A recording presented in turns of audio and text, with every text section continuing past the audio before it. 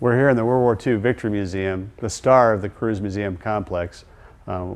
This is a museum that was brought here by Mr. Dean Kruse, who donated all the money to start the Dean B. Kruse Foundation, which purchased the collection from Belgium. It was a complete museum and one of the pristine collections in Europe, and he purchased it and brought the entire thing here to Auburn, Indiana. There were a lot of people that wanted him to Scottsdale, Arizona, Las Vegas, and even Orlando wanted him to bring the collection there. And fortunately, Mr. Kruse decided he wanted to give this to his hometown and give it to us right here in Northeast Indiana for our community to be able to showcase. And we're excited about this collection. It's one of the greatest collections in America and one of the premier collections of soft-skinned military vehicles from World War II in the entire world. Today I have a couple of gentlemen here that are going to take us through the museum, great friends of the museum. World War II veterans served themselves in the war, and there's no better experts on this collection or the World War II history than these two gentlemen. So Bob Scott, if he would come over here, and Al Edwards, they'll be taking us through the museum, and we appreciate them on their daily service here as tour guides. And they're going to take you through the museum and give you a little tour of what we have on display here at the Victory Museum. Al Edwards and Bob Scott. This first gallery is from World War I. As you know, World War I ended in 1918, but the Treaty of Versailles was not drawn up until 1919. And really, World War II started after they signed a Treaty of Versailles, because none of the countries that signed a treaty were happy with the treaty. And there was bitter feelings with the Germans because they had some of their territory was taken away from them. They were told how big an army and navy they could have, and consequently they were bitter because of the treaty. And actually the United States was not real happy with the signing of that treaty either. So World War I, at the end of World War I, was when the British invented the tank. And as you know from the wars since then, the tanks have really changed quite a bit since then, because in this picture over here you can see one of the original tanks, and they really were not that reliable, but it was part of a first mechanized army. And also, you know, in World War I they did use poisonous gases and so forth, and you know we were prepared for that in World War II, because all GIs was issued gas masks and so forth, which eventually, you know, they did not use any gas in World War II. So the poisonous gas, with the mustard gas and so forth, it eats your lungs out and so forth. It was very awful to see these guys succumb to this here poisonous gas. So then from there, we go to the next gallery, which is called The Gathering Storm. This picture of Adolf Hitler was taken out of Germany by a United States Army officer, and it ended up in Georgia. And some fellow by the name of Smith owned the painting, and he contacted the museum here and donated the picture to the museum. This picture was painted by a Heinrich Nair, who was Hitler's personal painter, and this picture was painted from another picture. And Hitler had an ego problem. He was only 5'8", but he had this picture painted as though he was 6'2", and made him look much larger than what he is. And we have him here where we have him with the three tyrants who inflicted pain and suffering on much of the world in World War II. And so they had this, when they donated this picture to the museum, they had this covered up, and they dedicated this or uncovered it one Sunday, and they had Jewish people here, and they had Bob and myself and Keith from World War II, and they took the veil off of this, and they asked people if it offended them. So this one gal, she was with Channel 15 in Fort Wayne, and she said, "Does that picture offend you?" I said, "No, should it?"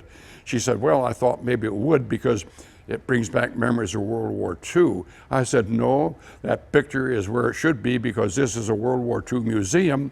And I said, "We bring students in here from all walks of life. I said when they come in here, we point out about how these three tyrants inflicted pain and suffering on millions of people.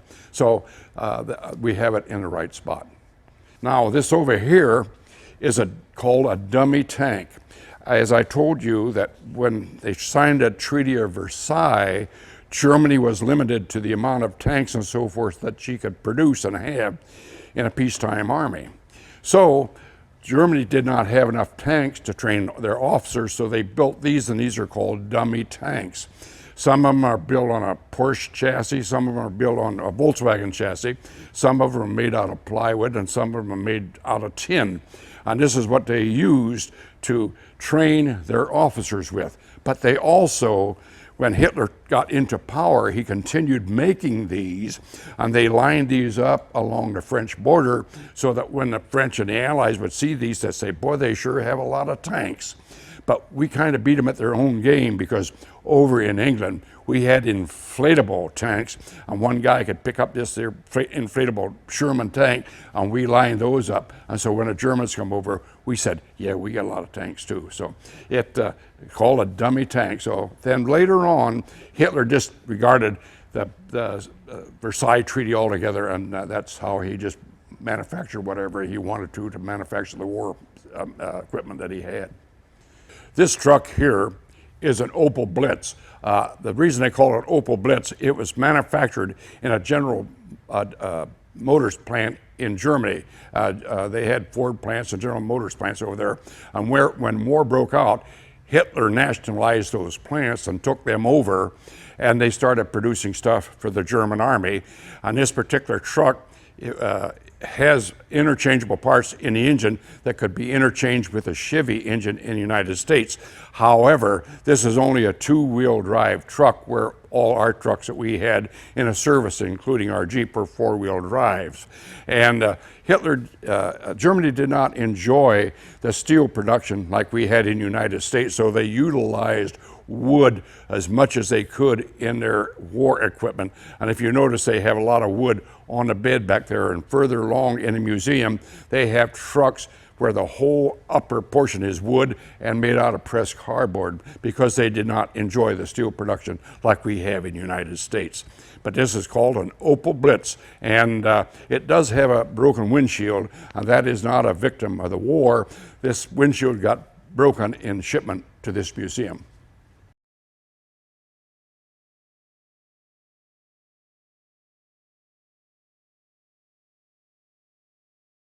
This here is called a 251 Hanamag.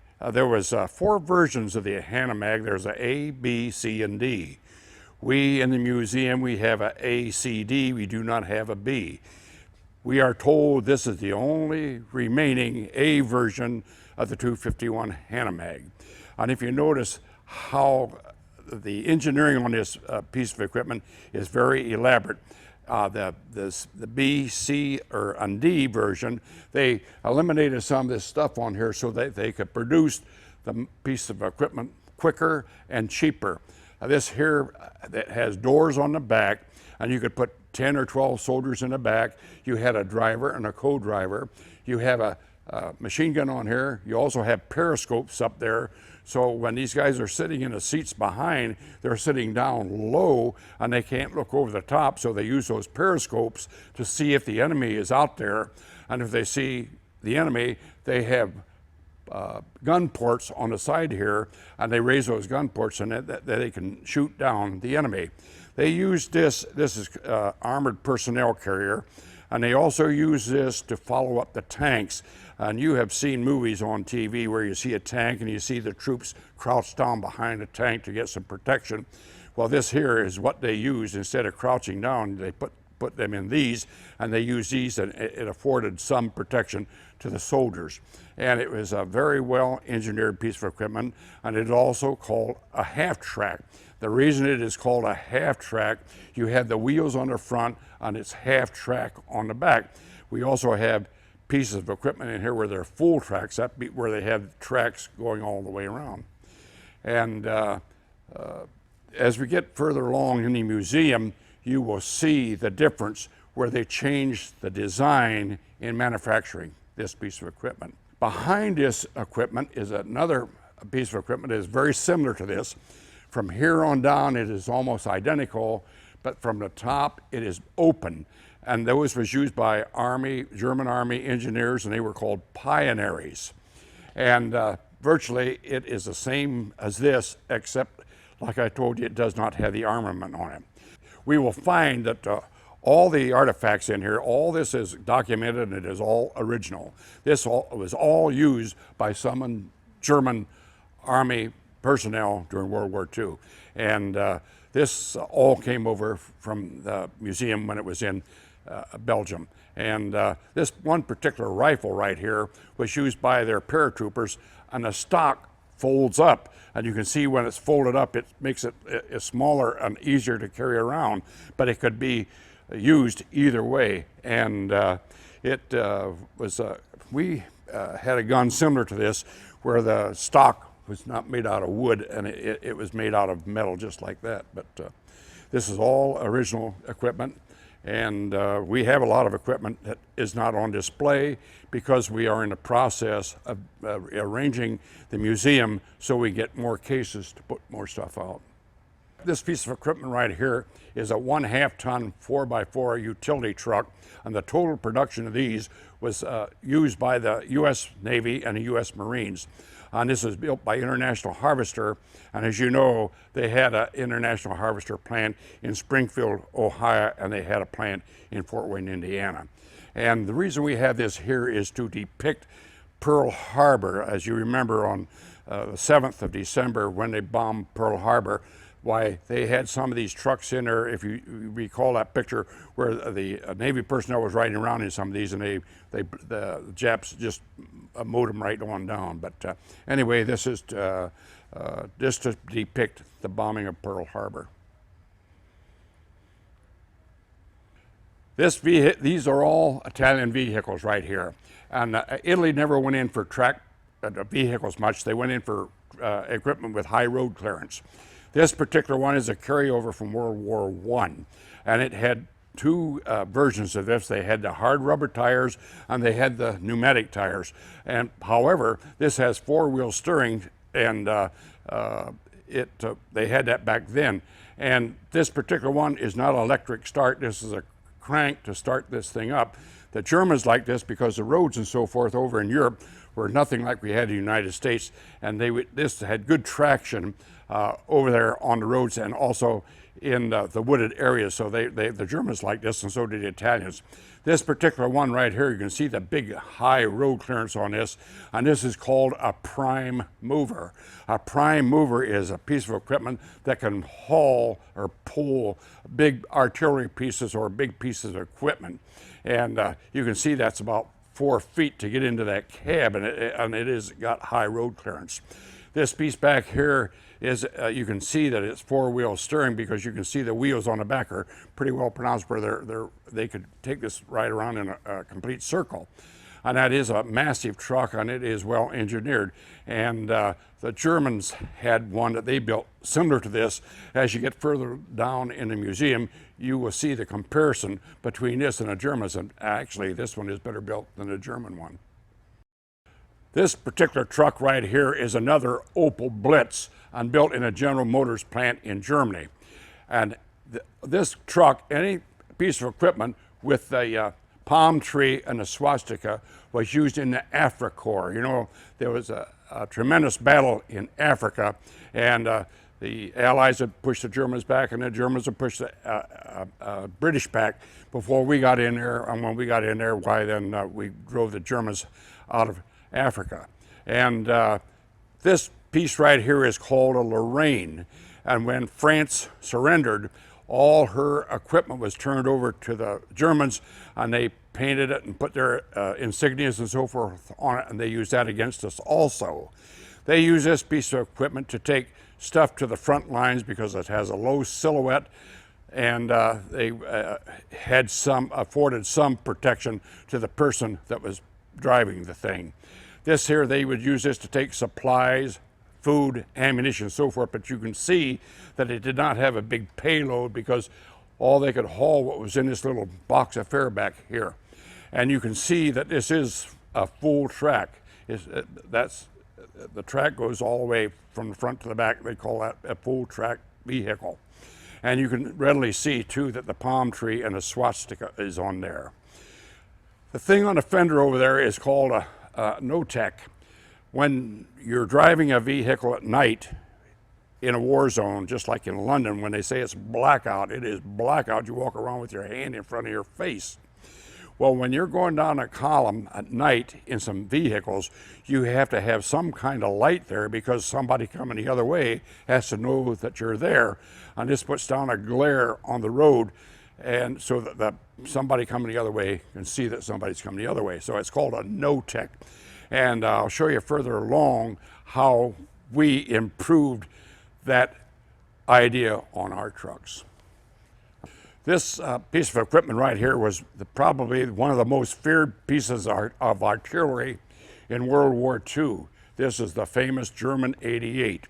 It had a range of 9 miles, and it had a high muzzle velocity. That meant if you were out there about 7 miles, and I got you zeroed in here, I shoot you, you're going to be dead before the report ever comes from the muzzle of this gun. It is faster than the speed of sound. This could be shot with the wheels sitting just the way it is, or they could put this outrigger down on this side, it's down on the other side already, but they put this outrigger down and they could disconnect the wheels and they can fire it that way. This gun was originally designed for aircraft protection, but they found out that this would penetrate any tank we had or the Russians had, so therefore they used it for artillery. And if you saw the movie The Dirty Dozen with Lee Marvin, they pulled this with that big half-track right there. And this half-track back right there came in 2 versions. They had an 18-ton and a 14-ton, and this is a 14-ton right there. But it took something big like that to haul this gun around. And there is this projectile that comes out of this gun, and this part in the front is what comes out of the muzzle. The rest of it is the shell and stays behind. And this probably had a crew of 8 or 10. And like I say, being as this had a range of 9 miles, they didn't have to move this up inch by inch to the front lines, because if you're firing ahead 9 miles or so, why, you didn't have to move that gun as readily. Basically, by and large, whenever they used artillery in World War II, the Germans used 37 millimeter gun, which could be easily pulled by a truck or maybe something like that. They could pull it around. That's what they used on the front lines. Now, if they needed something with more blast, well, then they would use communications and get the 88s to fire it. Hitler had a dream that he wanted to build a car that the general German population could afford, which was the Volkswagen. And this particular piece of equipment right here is called the Kübelwagen, but it is built on a Volkswagen chassis because the motor is still in the rear on here. And as you can see, this piece of equipment was used in North Africa, and this has a special tire on there. It looks like the tires are worn threadbare, but that is not so. There is a grit in those tires, and they used this tire because it got better traction in the sand, in the desert, than a regular tire with tread, because a regular tire with tread, it would just bury itself down in the sand, so that's why they use these special tires on here. And right after World War II, they did build some of these that looked just like this, only didn't have this stuff on here, and they were called the Thing, and they had several of them in Fort Wayne. And later on, then they brought out the Volkswagen, because the Volkswagen came over in this country in about 1946, and you know, the Volkswagen was a sturdy car, and I think it's just last year where they quit making the Beetle, but it was a well-engineered piece of equipment, and I would say this was equivalent possibly to our Jeep, the Kübelwagen. And it wasn't fancy, it was not easy to ride in, but during wartime they do not make the equipment to ride like a Cadillac. They made it to ride heavy because it would stand more punishment. There's a little bit of history about this piece of equipment right here. If you notice, when I conduct a tour through here, I say, what do you see on this truck that is not German? Well, right away the people say, well, the shovels, this and that. No, but if you take a close look, you'll see the Chevrolet emblem on there. Now, it was on June 21st, 1942. There was a General Ritchie contacted another British general, and General Ritchie was in charge of the British forces there.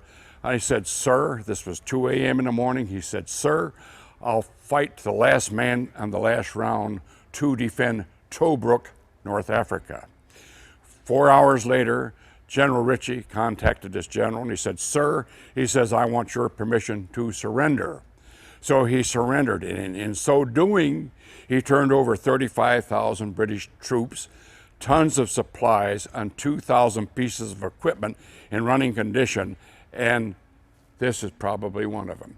Now, this Chevrolet was manufactured in Canada, and as you know, all the equipment that Canada produced during the war was shipped to England, and this Chevrolet truck was built to British Chevrolet standards in Canada. That's why the steering wheel is on the other side from us, but this one only has two-wheel drive, whereas if it would have been in the United States, it would have four-wheel drive on it. But it's ironic that this almost made it back to Canada, didn't it? Here you are in Auburn, Indiana. We go up to Detroit, cross the river, you're back in Canada. So it almost got back home where it was built in the first place. But if this thing could speak, it could really tell a tale, because it would tell you about being manufactured in Canada, in England, and then in North Africa, and then it's shipped to Auburn, Indiana. This piece of equipment, Hitler saw this demonstrated in a military exhibition, and he really liked it, so he ordered 50 of them immediately to be made. If you notice on here, this does not afford much protection to the driver, because he's sitting up there driving this thing with brakes and levers, because this is a full track piece of equipment. These sides fold down on either side, and they, by the way, are wood. That gun traverses back and forth and elevates up and down. It has a very good gun on it, because if you see the rings on a barrel of that gun, that marks how many tanks that this piece of equipment destroyed. Also, it got a couple of airplanes, it got 4 trucks, it got 6 half-tracks, and it got gun emplacements. Well, when they would get done using this, they would put the sides back up and they could move it, and it was very maneuverable, and it was very maneuverable piece of equipment. Like I say, though, it did not afford much protection to the crew.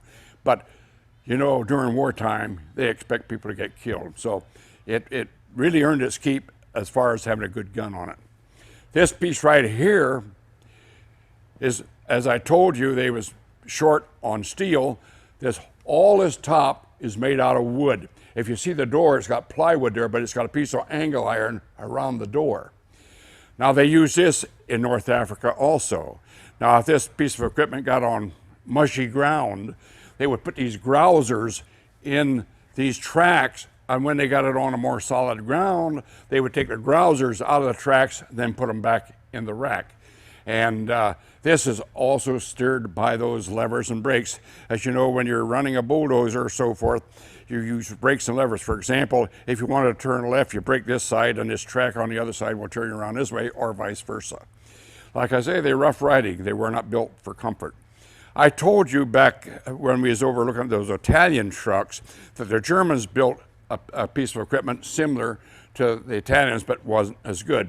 And the Germans did not care for this piece of equipment. They said it was too big, too bulky, and too slow. But this is built by Stower, who also built a lot of equipment for the German army. These 2 sleds here were used in the snow. For example, in Norway they had big snows, and also in Russia, you know, they had tremendous snows. And being as Germany's trucks and so forth was only 2-wheel drive, they got bogged down, so they had to get supplies to the frontline troops or they'd perish. This particular sled right here was hand carried, or they could have somebody pull along, but they could pull food and ammunition, guns, whatever, and they had to get the supplies to the front lines. This one right here was horse-drawn. However, you know, even a horse, when you got 3 or 4 foot snows, you get bogged down. So really, not only that, there was a scarcity of food over there, and sometimes those troops had to eat the horse. But they used these sleds in snow to get supplies to the troops. This right here, this truck is a complete full-track vehicle.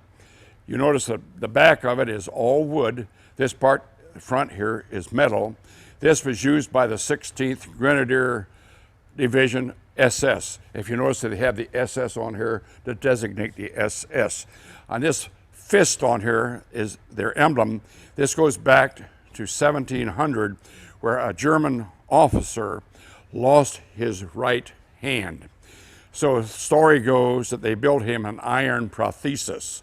So this 16th Grenadier Division, Germany, used that as their symbol for their division in World War II. And you also notice that it has that no-tech on here for night driving. This right here is a Ford truck built in a Ford plant in Germany in World War II. And if you see the front of that, and some of you people can go back to 1936, 37, you will notice that that grill on there is similar to the grills they had on those pickup trucks back then. But this is a half track, and it has a no-tech on there for night driving. And how this works, I'll tell you again. At night, they'll use these lights right here. But if they get an air raid alert, they turn those lights out and they turn this no-tech on. So Germany always used an insignia on their fenders here to let you know that this is a half track. So if you're just looking at this from the front, you could just designate that it's a half track. A half track is wheels on the front and track on the back. This right here is a typical German truck. They use this in their medical corps. It's built by Adler. And once again, I'm going to tell you, I think the engineering on our trucks was so superior in World War II to anything else that was over there. But I say this because we didn't get into war till later, so maybe we learned from some of their mistakes. This right here is a .30 caliber machine gun mounted on a tripod. This right here is a motorcycle, Belgian motorcycle, and they would mount a machine gun on here, similar to that, a machine gun on there. The machine gunner would sit back here, the driver, and you had somebody here, and they in turn would feed ammunition to the machine gun. Of course, they had to know each other's job, because if the guy that run the machine gun got killed, this guy or the driver is going to have to do that, and they all had to know how to run the motorcycle. But it was a very big piece of equipment as far as a motorcycle goes, and they used a lot of motorcycles in World War II in Europe. We did not go in for motorcycles that much, although we did Harley Davidsons, but our basic something for that, we put the Jeep in there because we could build a Jeep just as cheap as they could do that, and the Jeep could hold more people. This back there is a French half track, and as you know, the British and the French was the ones that first used half track in World War I. Then the Germans come along and they perfected it better, and then we come along and we improved it more. These here are German hand grenades, and they're called potato mashers, and they have a time delay on them. For example, they could throw this hand grenade out there, and it had a time delay on it, maybe 15, 20 seconds. So somebody could be there and throw it back at you, and you meant to kill him, and you end up getting killed yourself. Ours was far superior because we called ours pineapples, and you wore them on your belt, and you could take them off, and you could pull this pin, and you could hold this grenade all day long, and you could even put the pin back in and put it back in there. But the minute I pulled this pin, then threw it, this one part handle affair thing flew away, and in 4 seconds it detonates, and our hand grenades was easier to carry and so forth than theirs. These boots right here, you know, wherever you saw the Germans marching down cobblestone streets and so forth, they made so much noise. You can see all the hobnails in the soles of the shoes and the steel plates on the heels, so that's why they made so much noise. And this piece of equipment down here was used by their signal corps. They strapped that on the back of the German soldier, and as he was walking along, they would reel out the wire there for signal corps, where in ours we had a carry thing here and they just pulled it out. It was much more easier. Carrying that all day long would sure give you a backache, but it we learned from some, like I say, they was in the war 2 or 3 years before we got into war, so we learned and copied some of the things and we improved over what they had. Flak 30, it was produced as an anti-aircraft gun. It's a 20 millimeter. And it was a very well engineered piece of equipment, very close tolerances and so forth, and it was a very effective gun. This particular gun shot about 280 rounds a minute. Well, then they built a Flak 38, which shot 400 rounds a minute. It used the same shell, but it was a much faster gun. And when they move this gun around, this gun is hauled around on that trailer right there. But it was a very good piece of equipment. This back here is a 37 millimeter piece of field artillery. It was easy to move around, and they could move this up to the front lines very readily, and they would pull that with this piece of equipment right there. That full track back there was manufactured in Poland, and when Poland surrendered, Germany used that equipment against us also, and they took it and painted it Panzer gray, and they used that to pull this piece of equipment with. That is the only one left in existence of that piece of equipment, because they cut the scrap, cut it up for scrap with the rest of them and used it for making other things. It could be a refrigerator sitting in somebody's kitchen. This stower vehicle back here was used by their signal department, and they have a radio in the back right seat there. The radio operator sit in the left seat, and you had a driver and a co-driver there, and that's was their radio car, and we have one further on in the museum, which I will point out when we get there. This right here is another German-built ambulance, and the Germans didn't care for that, and really, when you look at it, it is antiquated. And they said the radiator was too small, it boiled over, and it wasn't too dependable to start on. This right here was built by Mercedes, and what's kind of unique about this is this 6-piece radiator they have in here, where with ours, you know, if you got hit with a bullet, you had to take the whole radiator out. Well, this, if you got hit with a bullet there, well, you could unsolder this piece and this, take this out, and you could fix it together. But really, it's not that important, because still the radiator has to be taken out. The reason this is painted this color was to camouflage, and this was probably in the winter time when snow is on the ground, when this was probably in a forest or something. And you know, they use camouflage to cover up what's there, so you think what is there is not there. And the Germans were very good at camouflage, and even today in the modern armies, they use camouflage quite readily.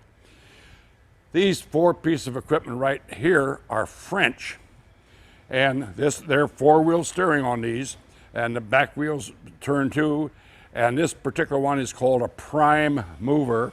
And like I've already told you, a prime mover is for pulling big pieces of field artillery or pulling big vehicles. This piece back there is similar to that Lorraine that I showed you over there, and they used that to take supplies to the front line, but it's such a waste of money and engineering, because like I say, you could do more with a Jeep than you could that, because the payload on that is very small, because it holds very little supplies, and to build that was quite expensive. And this here is French built, and you can see the radiator on that has 8 pieces of radiator core, which is similar to that German one there. I imagine somebody copied each other off of that some way. This here is a model of the German pocket battleship, the Admiral Graf Spee. The Admiral Graf Spee, say in 1936, 37, 38, and 39, before we got into the war, we would produce munitions and so forth, and we would sell to anybody, but you had to haul it in your own ships. So consequently, the British would come over with their transport ships and buy stuff, and they would be taking it back to England, and this Graf Spee was out there waiting on them, and they sank 6 or 8 British transport ships. So the British Admiralty said, we have to get that Grass Bay. So they sent 3 cruisers out looking for the Grass Bay, and they found the Grass Bay, and they had an exchange of gunfire, and the Grass Bay got pretty well banged up. So they pulled into a neutral port in Uruguay. Well, in a neutral port in peacetime, you can stay for 72 hours, and you can have a British ship, a Japanese ship, a German ship. They could not fire on each other or have any skirmish while they're in port, and they had to be out beyond the 3-mile limit before they could do anything when they left port. But anyway, this Grass Bay was in there. They was trying to make repairs. Well, their 72 hours was up, so the captain of the Grass Bay asked for an extension, and Uruguay said no, because if we give you an extension, we broke the neutrality law, and those British ships out there had the right to fire on Uruguay. So they said, no, you have to leave. So this captain of the Grass Bay, he took most of the crew off. He took this ship out about 4 miles and sank it. Well, he sank it in about 90 foot of water, so when he sank it, it sank straight down, and part of the superstructure was out, sticking up above the water. So now he created an international navigational hazard, so they had to cut all that off, and then Germany come back and took some of the guns off and made memorials to the crew. Well, about a month after this German captain scuttled the ship, he committed suicide. But the ship is still there at the bottom of the ocean near Uruguay, the Admiral Grass Bay. You know, there's another famous German ship called Bismarck, and I'll tell you a little bit about the Bismarck further on down, because the Bismarck also got sunk, but I will tell you, it created a lot of havoc too, but I'll tell you about it when we get down there closer to where it is. This right here is a Lloyd carrier, and as you can see, it is full track also, very maneuverable, and that British used this for transporting troops, supplies, and what have you, and really it was a regular universal vehicle. They could use it for most anything, and it was very well engineered, and they used quite a few of those throughout the war, and it was very successful. This right here is a typical built British truck, and you know the British don't call them trucks, they call them lorries. The only bad thing about this vehicle is it's 2-wheel drive. Well, when we was taking these British troops into Normandy on D-Day, they would get down the bottom of the ramp, and they would get stuck in the sand there, and being there was only 2-wheel drive, we had to push them out with another truck or get a bulldozer and pull them out to get them up on more solid ground where they would not hold up unloading the rest of the equipment we had on there. But really, as you can see, it's pretty well antiquated, and you know, Britain was in the war a lot longer than we were. And you know, when the war broke out, they didn't have time to develop trucks like we did when we entered the war, but our trucks and our equipment was far superior to what was over there. But like I say, we had more time to develop ours, and ours was 4-wheel drive, but this is 2-wheel drive. But I give a lot of credit to the British because they took a lot of punishment. They really helped the United States in so doing until we got over there. This here is built by Cushman. It's a motor scooter. And if you notice, there's a ring here and a ring back there. And these were used by paratroopers. They would take these up in the airplane, they'd fix a parachute onto this and toss that out, and then a paratrooper would dive out after it. And these were disposable. In other words, you used them as much as you want, just leave them. You can see it has a gasoline tank on there, holds a couple gallons of gas. Well, these guys didn't carry extra gas, so they used it as much as they could and just left it. But they was made by Cushman. Here's one here, and here's one here. They really did not use too much of these, although they had them, because, you know, when you drop paratroopers inside a city, I mean, you know, there's Germans in these buildings and so forth, so you're not going to be riding these down the street because they're going to blow you away. And lots of times, if they was dropping in a wooded area, why, these would get hung up in the trees and so forth. So, but they did use some of them, but to what extent, I do not know. But my younger brother was in the 82nd Airborne, and I've had him in the museum here, and I've asked him about him. He said, oh yeah, we had them, but he says, as far as I know, he says, We never used any of them, but they were there, they were available. This right here is another heavy-duty motorcycle. It's manufactured by Belgium, and there's a drive shaft back there. That wheel drives, and so does that. That wheel drives both those there. And really, it's a massive-looking motorcycle, but like I say, it very costly to build this, and you could build a Jeep cheaper than this, and the Jeep could outperform this. For example, that piece of pipe back there, they could put a machine gun on there, but we had machine gun mounts on our Jeeps too. So where this, we could haul more, and it was more maneuverable than the motorcycle, but it was a big motorcycle. This right here is called a snow weasel. This piece of equipment is manufactured in South Bend, Indiana, and they used this in snowy areas like in Norway and in Russia, and it had very good traction. It has a wide tread on there, and they're very maneuverable. They had an antenna on there, and they had skis on there, and they used this, you know, when there was a lot of snow, and it was a well-engineered piece of equipment. They also made a water weasel, which was amphibious, which I will point out to you a little bit further down in the museum. This right here, this piece of equipment, there was only 3 of these manufactured in a whole war. This is the only one left, and when the war was over, they were manufactured by the British, and it's amphibious. These 3 wheels turn, and so do the wheels on the other side. It has 2 engines in them, one for each side of the vehicle, and as this turned around, the wheels turned around, the tread in there is what propelled you along. And when the war was over, this one was found in a logging camp, more or less. And this museum, when it was in Belgium, they recovered it and restored it back to the way it was when it was in World War II. But it was a prototype. And if you notice where that sign is sitting on there, there's a gas tank there. There's one on the other side, and a guy behind the seat is another gas tank. So really, it was a deadly piece of equipment, and that's probably another reason why they did not mass produce this. Although, with 2 engines in there, you can say it did not have a very big payload. But that was manufactured by the British.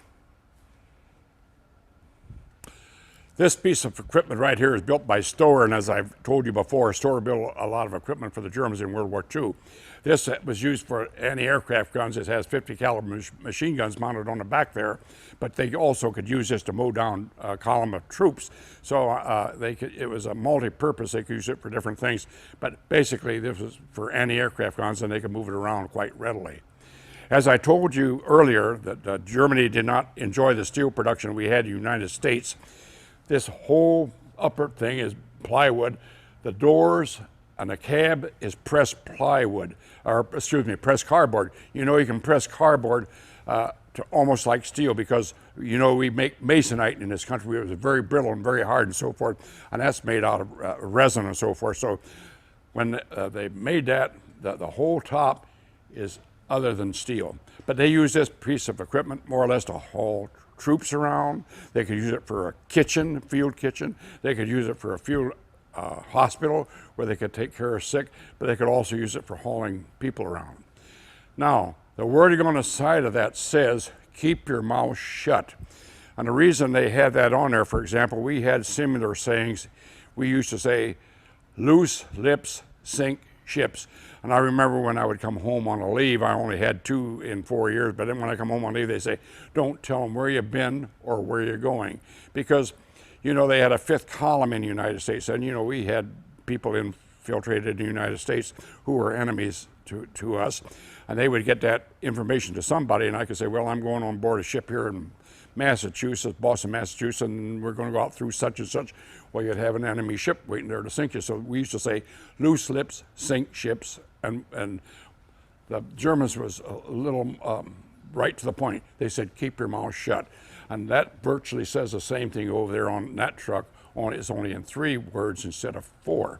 This truck over there is made in France, and as I told you, when France surrendered, Germany took over that equipment, and they put their insignias and so forth on it, and they used that against us also. So that is made in France. And underneath, the reason they have such a space between the bed of the truck and the frame is they put jerry cans in there, and they haul jerry cans. Jerry cans are 5-gallon cans where they could haul gasoline or water or so forth, but they utilized the space in there so that they could haul supplies. This right here is a 30 caliber machine gun on a tripod. This right here is a 1942 Packard, and as I told you earlier, when war broke out, we took regular cars that come down a production line that the general public could buy, and we painted them olive drab, which was our color of our Army equipment, and we used them. This particular Packard was used by General Eisenhower, and here's General Eisenhower over here with his Scotty dog, and that is his driver. And he probably had 4 or 5 of these cars like this, but because they would have in different locations. And he always had a siren on the front of his car, so if he was coming into the town, they would blow that siren and let him know that there's somebody important coming into the town. And at this particular point, Eisenhower was a 4-star general, but he did end up being a 5-star general. This right here is called a litter carrier. For example, if a person got injured out in the field, why, they would put you on one of these stretchers, they would put you on here, and they would take you to a field hospital. Now, if you was really bad off, they would transport you from that field hospital to another bigger hospital behind the lines. But there was no luxury when you got injured, they took you to the hospital. This was a rough ride they took you to the hospital in. Right over here on this side is a Studebaker truck, and it was a very well engineered truck. Even at today's standard, that's a modern truck. And like I told you, we enjoyed steel production. This is all steel. The only wood we had was these seats here. This pulls up, and this is what they used to transport soldiers and supplies in. And if it rained, they would drop that canvas down, and you could close up the back. And it was a well-engineered piece of equipment, and it's all 4-wheel drive. This here is a model of the USS Tennessee, and it is on loan from a movie industry. And as you know, when they make Navy pictures in the movies, why they don't sink big battleships. They usually have these here models, but they don't even like to sink these because they're very expensive. This is a model of the USS Tennessee. And the USS Tennessee was Pearl Harbor when the Japs bombed Pearl Harbor. For example, here was the Nevada, here was the Arizona, here was the Tennessee, here was West Virginia, there was a Maryland, and the Oklahoma. Well, when the Japs came over, as you know, they sank the Arizona. It got very, very beat up bad. Well, being as the Tennessee was inboard here, it was kind of protected by the Arizona, and it was also protected by the West Virginia. The West Virginia started to capsize. So they threw lines from the Tennessee to the West Virginia to hold it up so that when it sank straight down instead of rolling over. Now the Maryland was over there and the Oklahoma was here. The Oklahoma started to capsize and they didn't get it tied up quick enough, so the Oklahoma completely turned over. Well, eventually they raised the Oklahoma, they righted it up, but it was so severely damaged they was going to cut it up for scrap, which they left it there for a while, and about a month or so later they went to tow the Oklahoma away, and it broke loose from the tow ship and it sank. The Tennessee lived to fight again. The West Virginia lived to fight again, and as you know, the Arizona is still a ship of the line. When I say that, it is still commissioned. They blow taps and raise and lower the flag every day, just like they do the USS Constitution. It's a ship of the line in respect to the boys that got killed there. This ship right here is the Prince of Wales. This Prince of Wales was with the HMS Hood. The Hood was the pride of the British Navy. It was the biggest battleship England had in World War II. And as you know, one day the Hood and the Prince of Wales was out and they ran into the German battleship Bismarck. Well, the British put 12 inches of armor along the side of their battleships, but very little on the deck. So they had an exchange of firepower, and the first salvo that the Bismarck put out went through the deck of the Hood down where the powder magazine is, and it blew the ship to smithereens. There was only 3 survivors of the HMS Hood, and I was back in England in 1991, and they have a British cruiser ship there in the Thames River, which they converted into a naval museum. Well, I was on board that ship, and I heard this fellow talking, and I goes over and I introduced myself to him, and I said, "What's your name?" And he said, "Riggs." And I says, "That rings a bell." He says, "Well, I'm one of the survivors of the Hood." I said, "Well, they only had 3.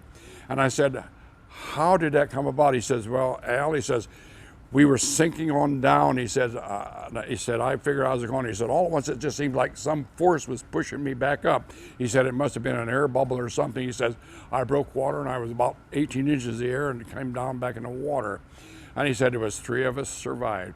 So when they sank the Hood, it infuriated the British so bad they said, "We got to get to Bismarck." So they sent the 3 cruisers out looking for that, and one of them was the Dorsetshire. Well, they found the Bismarck, and they had an exchange of gunfire, and they hit the Bismarck in the rudder area, and it was kind of floundering around, and it was unmaneuverable. So then through the torpedoes and so forth, they finally sank the Bismarck. So when they sank the Bismarck, they went over, the Dorsetshire went over and picked up 89 of the German survivors. On another one of the ship, I think it was the Norfolk, went over and picked up 25. Then they got word that there was a U-boat there, so they had to hightail it because the German U-boats would have sank these 2 British ships, whether they had Germans on them or not, because they was capital ships. So then they left, and one of the U-boats, German U-boats, came up and got 6 more German survivors. Now, being as I was in World War II, it makes me think, if it was reversed, do you think the Germans would have stopped and picked up the British? It makes you wonder, doesn't it? How things, a turn of fate in wartime could or would it be that way? It makes you think that you hope they would. This here is called a water weasel. This is also built in South Bend, Indiana, and it's amphibious. It has a propeller back here, and it could go in or out of the water, and it could go on any terrain. It really wasn't that well engineered piece of equipment, but what amazes me today when you look at this is what it says right here. For example, it says make sure you put the plug in before you take it out in the water. Can't you just imagine? I'm sitting in here and we got 2 other guys and I'm taking on water. I say, "Hey Charlie, did you forget to put the plug in?" I mean, it's so antiquated today that they would never have anything like that for today. For example, just like in your automobiles, you turn on the key and it tells you all the kind of idiot lights on there tell you what to do. So, but at that time, this was it meant well, and they manufactured this, and they did use it, but it was not all that popular. This right here is called an amphibious duck. There's 2 sizes of this. This is the smaller one, and we have a full-size one over here. And in all the invasions throughout World War II, in the South Pacific and Europe both, they used the amphibious duck to get men and equipment on the beaches. And it was a very successful, very well-engineered piece of equipment. This was first used at Okinawa. It's strictly used by the Marines. It's very amphibious. It could go out in the water, and they could use it on any kind of terrain. These little buckets right here, as this is going around, is what propels the thing in the water. And it can go about 6-8 mile an hour in the water, but it can go up to about 30 mile on land. And way out in the South Pacific, you know, they have a lot of coral reef over there, so it kind of cuts you up bad. So this was very well engineered and very well used. It saved the lives of a lot of Marines. This has 2 Cadillac engines in it, one on either side, and it has 2 Cadillac transmissions in it. And there's a ramp on the back. You can put a Jeep in here, you can put some field artillery, you can put men, all supplies or whatever. They pull that ramp back up, and then they head into the beach. And you know, as they go into an island where they're going to make a landing, they don't put the capital ships up close to shore because the shore batteries would knock out the ships.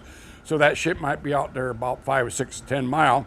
Well, this would go out there, and they bring this in, go back and forth, and use it to take this men and supplies into the beach. And this particular one weighs 13 tons. This was manufactured in Detroit, Michigan. And they used these extensively throughout World War II, more so in the South Pacific. They're a very monster-looking thing if you look at them from the front. They come, some of them come with 20 millimeter cannons on them. They had 50 caliber machine guns on them, and it was a very well engineered piece of equipment, and it afforded a lot of protection. This right here is a full-size amphibious duck. This piece of equipment was used in every landing in Europe and also in the South Pacific in World War II. There are still some of these in existence. For example, if you went to Bronson, Missouri, you could get a ride in these things. They paint them red, white, and blue. They even built a top on top of them, and they're also at the Wisconsin Dells. Very well engineered piece of equipment, and like I say, it earned its bread and butter because it was very, very useful. These here things on the front here are called bumpers, so that's when you go up against a ship so they don't pound the heck out the side of the ship or the side of this. They're called bumpers. This right here is an American-built half-track built by White Corporation, and it's very well engineered piece of equipment. It's got 450 caliber machine guns on top of the guns are not in it right now at the present time, but it's got armor on it. It has electric winch on here. Very well engineered, very well made. And as I told you earlier that we had a no-tech light for night driving, this is what we use. This little thing up here and over there was used for night driving. And this here is, they would use those until there was airplanes come over, then they'd turn those out and they would use those. That's so that they could see each other coming. But you notice they even put armor on the radiator there so it would stop 30 caliber shells from going into the radiator. But it was very well engineered piece of equipment and very well used throughout the World War II. Patton used these, and he also used the one where they had the wheels on the back instead of the half-track, but it was very rugged.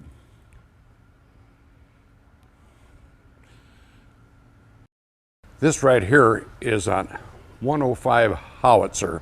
This is one of the main artillery pieces that we used in World War II. This particular gun has a range of 7 miles. It is not quite as far as the German 88, but it is a bigger diameter shell that comes out of here and so forth. It's sacrificed a little distance because the size of the shell, but it was a very effective piece of equipment that we used in World War II, and this was usually pulled. We could pull it by one of these trucks right here, or we could pull it by this tractor here, which was manufactured by International Harvester Company. This is a full track vehicle, very maneuverable, could go on any terrain. And this came, some of them came with 50 caliber machine guns. Some of them had a 20 millimeter cannons on them. And some of them had 30 millimeter machine guns on them. But it was a very effective piece of equipment that you could pull very heavy equipment. This is an artillery? Pardon? Is this a artillery gun or? Yes, this is artillery. This is artillery, and they used this very extensively. You could pull it very easily, and this was on the front lines. And when we called for artillery, why, this is what we would use, and it was a very effective gun. Do they aim them at tanks or troops or? Yeah, you could. Yeah, you could use this for. Yeah, you could blast tanks with this also. I mean, you know, the different warheads that come out of this. You know, this was. You could put a warhead on there that would go out and explode and put out a bunch of flak when you're trying to kill many people. But you also had an armor-piercing shell that came out of there if you was shooting at tanks and so forth. So, yeah. For whatever condition you had, they would use that particular shell in this cannon. But it was a very effective piece of equipment. And it was very easy to maneuver around, unlike the German 88, which was a bigger piece of equipment, but it could not be moved as easily as the 105 howitzer. This particular truck right here is called a COE. It's manufactured by General Motors. CO E stands for cab over engine. As you can see, the cab is over the engine, and they still make trucks like that today. But this particular truck is a soft top. And as I told you before, they came out, they had two versions. They had the hard top with the door on it, but they also had the soft top. But this was a well-engineered piece of equipment, and it is four-wheel drive, and they could also use that truck to pull this 105 howitzer. It was a well-engineered truck, and as I've said, all our trucks in World War II were far superior to the enemy because they were better engineered. For example, if you only got a two-wheel drive truck, and especially when it was rain and the roads get awful muddy and mucky, why they'd get bogged down. But with our four-wheel drive, even some of them, you know, it's hard going, but they did not get bogged down, but they got slowed up because of the conditions of the road. But our trucks were so far superior to what the rest of the forces had. Was that new technology then? Or? Pardon? Was four-wheel drive the new technology? For Oh, well, well, really, back in those days, yes. If you remember, back in those in the 40s, United States had more cars and so forth on the road than the rest of the world put together. So therefore, we were more advanced in our engineering and also in our trucks. But the trucks of the United States, even today, are far more superior to the trucks produced by the rest of the world. In another sense, I would say that our equipment today is probably the most copied equipment in the world because it is superior, and our engineering was years ahead of what the rest of the world had. This piece of equipment right here is called a Hanomag 251D. That's the D version, as I told you that they had A, B, C, and D. And the reason they had the D version is so they could manufacture it cheaper and quicker by eliminating some of the extensive equipment that they had on the earlier models. They took off some of the gun ports that was on this, and they took off the big bumper that was on the front, but they got this here half-inch steel plate on the front because they could assemble it and weld it quicker, and it was less time consuming and less costly to produce.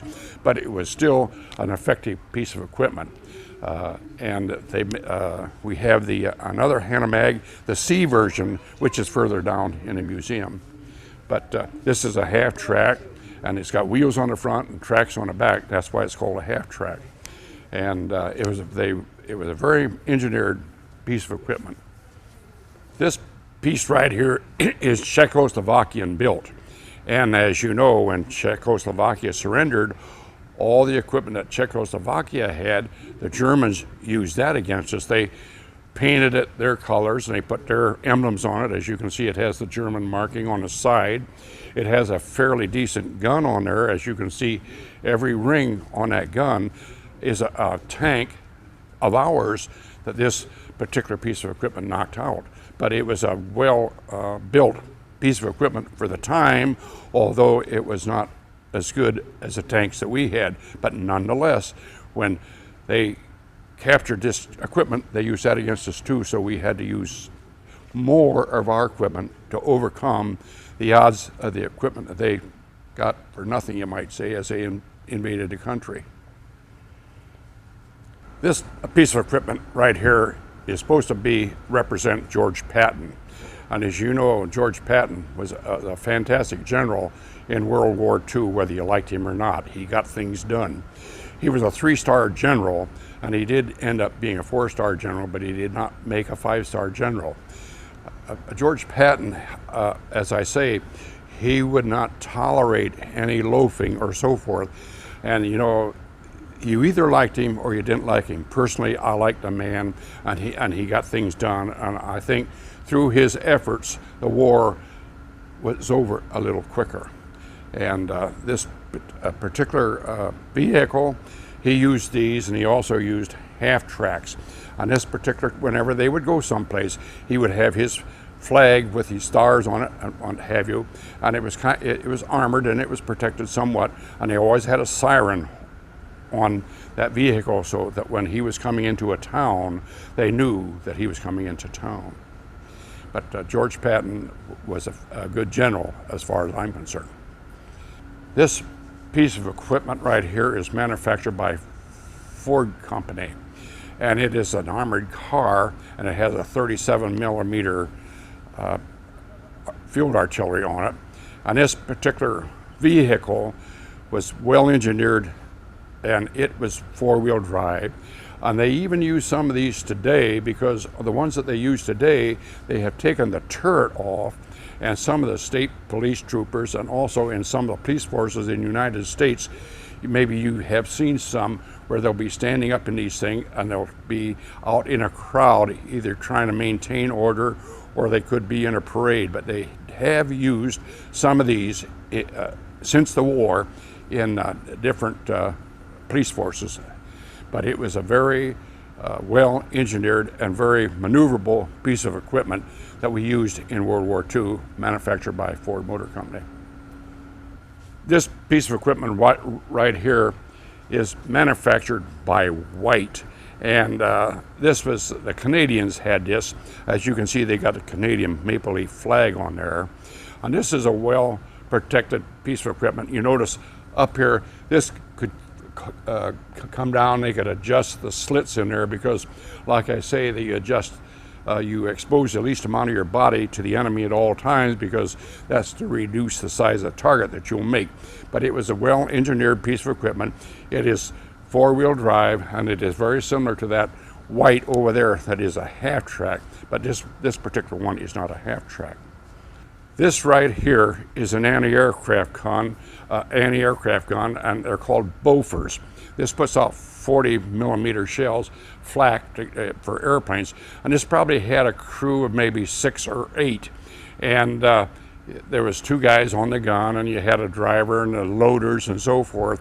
But you really had to know each other's job, because if one person got killed, somebody had to fill in and take his place. When you're on a team like that in the Army, it's just like a basketball team. You had to know each other's job, and it was a team effort, because if somebody got killed or injured, somebody had to take their place. It was a very effective gun, and this particular one was manufactured in Canada and used extensively throughout the war.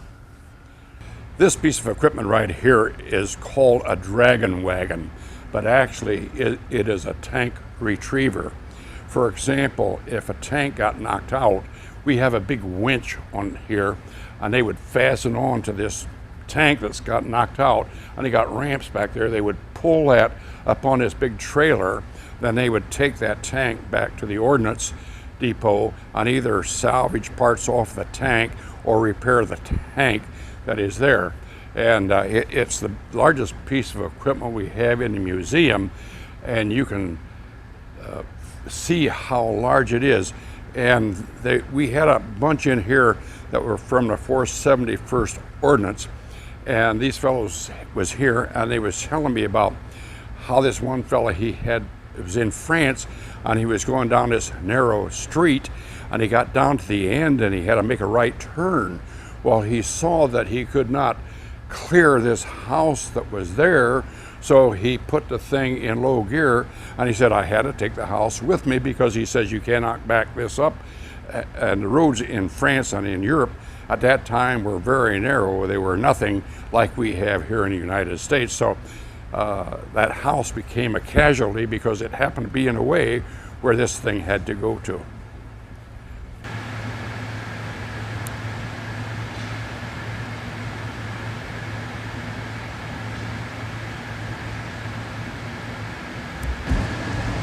This particular truck right here is a General Motors Jimmy, and it is called a 2.5 ton 6x6 cargo carrier.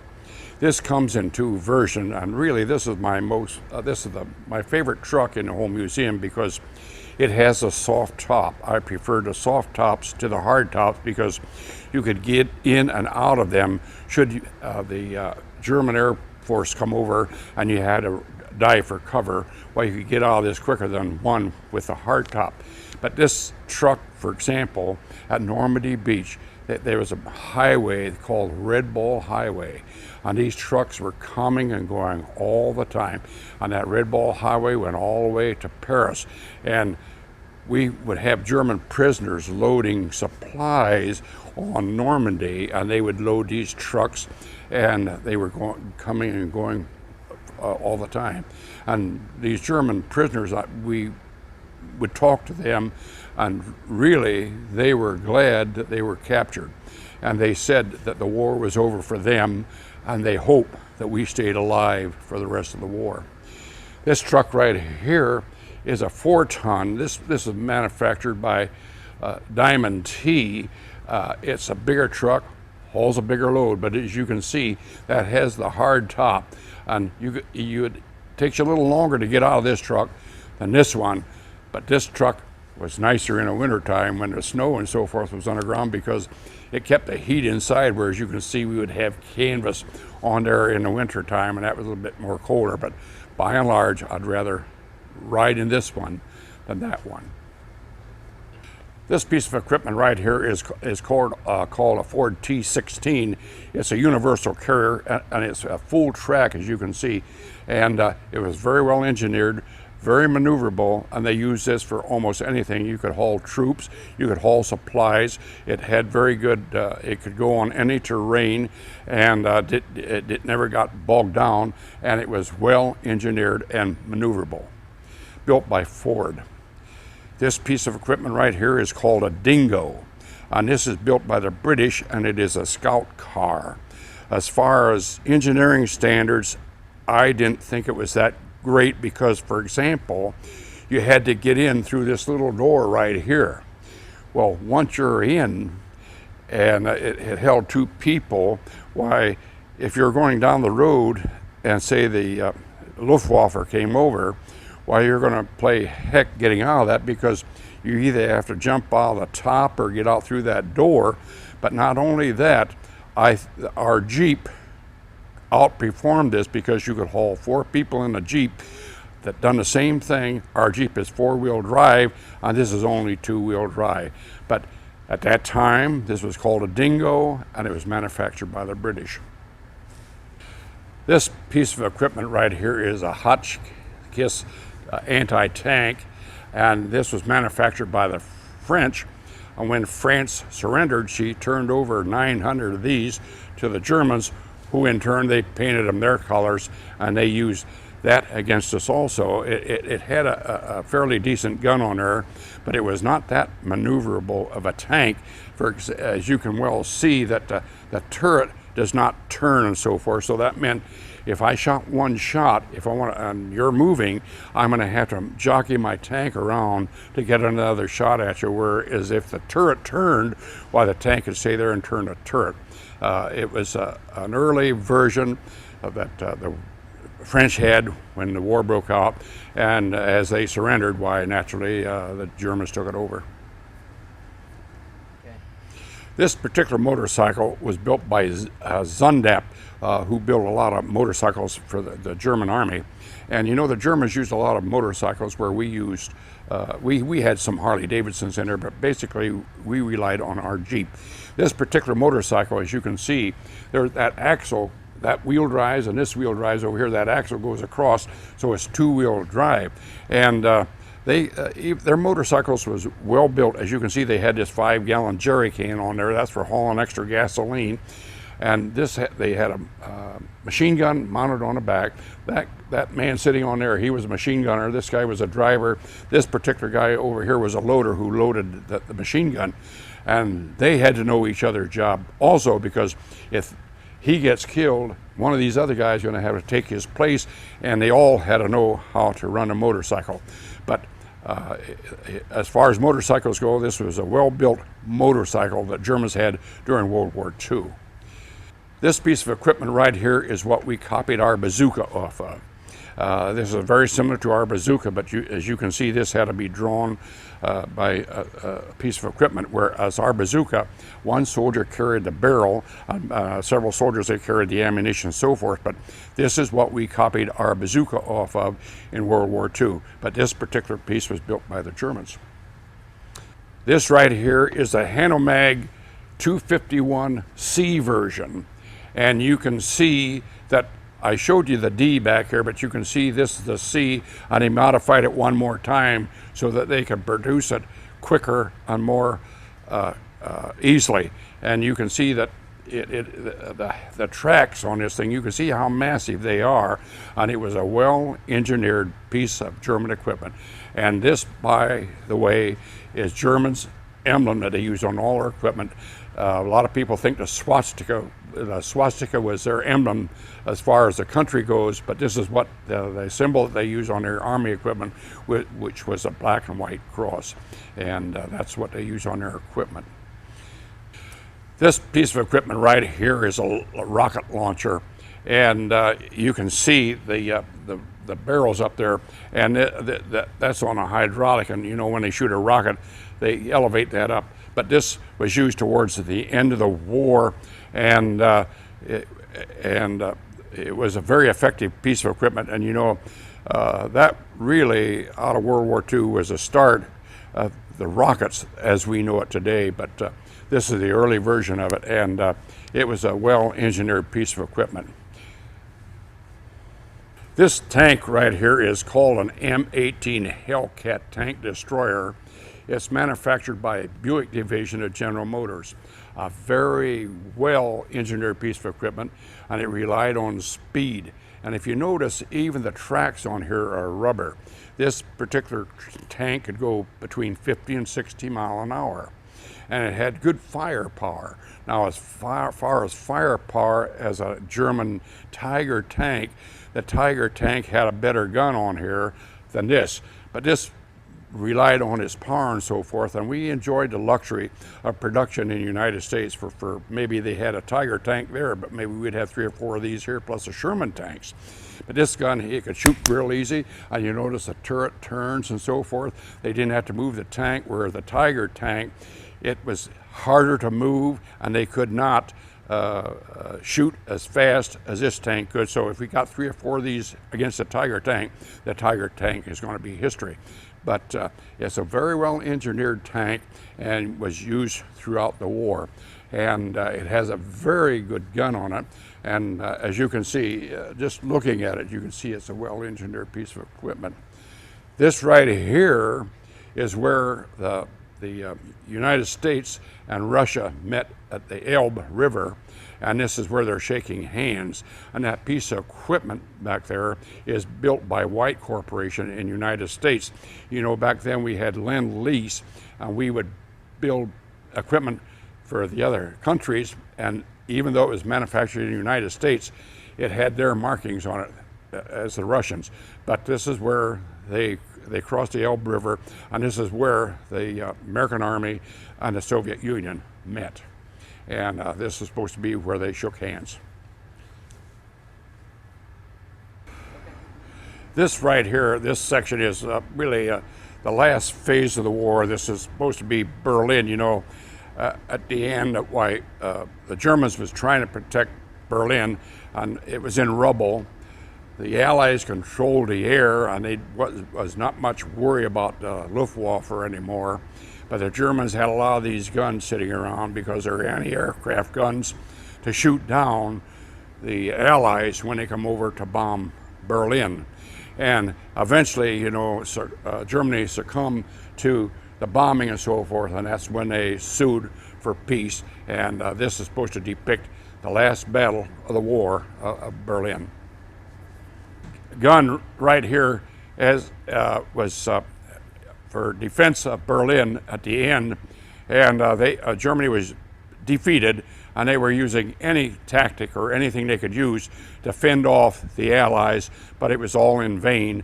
And this particular gun and this gun right here is what they used to fend off the enemy, but it was effortless because, as you know, Germany finally surrendered.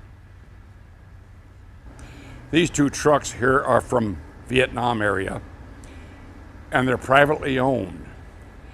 And the man that owns these trucks, they came back from Vietnam, and there's 4 or 5 of them, and they kept in contact. They got a little restless, and they said, let's build us a truck like we had over in Vietnam. But these 2 trucks were on the Pennsylvania highway department, they had these trucks, and they sold them to these 4 or 5 people, and they stripped down these trucks, and they built these trucks just like they had over in Vietnam. On this particular one, it's called the Wild Thing, and these pictures on here show this a bunch of people when they were over in Vietnam. And they're a fantastic bunch of fellows, and they have these trucks in here, but they take them out on parades and so forth. And when they have them outdoors, if people come around, they let them climb up on the ladder and look in here and so forth. But these trucks are privately owned, and like I say, they are a swell bunch of fellows.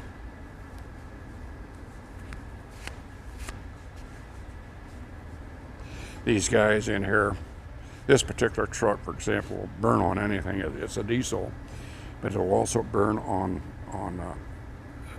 oil that they use in French fryers and so forth. And they'll burn on kerosene, and they can almost use any fuel that's on the market, and they would go in there. But these guys was going to New York one time. The guy was driving that. He says, "I'm not going to go." He says, "Why not?" He said, "Well, you think I'm going to smell French fries all the way to New York? Or crazy," because they was stopping at Wendy's and McDonald's. Say, "If you got any used oil," and I'd put it in there and burn. Of course, when it burned, it smelled like the kitchen, you know. But these guys, they come here once in a while. The guy who owns this, his sister owns this place in Fort Wayne called G.I. Joe's. They sell Army surplus stuff there, but he's the guy, one of the guys that owns this.